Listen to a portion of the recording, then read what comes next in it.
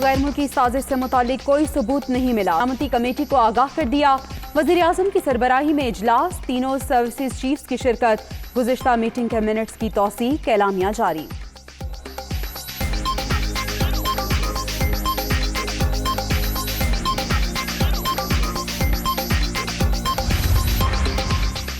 बैरूनी साजिश की बातें महज ड्रामा। साबिक दौर में नैब को मुखालिफिन के लिए इस्तेमाल किया गया।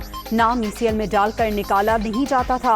अब हुकूमत सबूत नहीं लाती तो 120 रोज बाद नाम फहरिस्त से निकल जाएगा। राना सनाउल्लाह का ऐलान।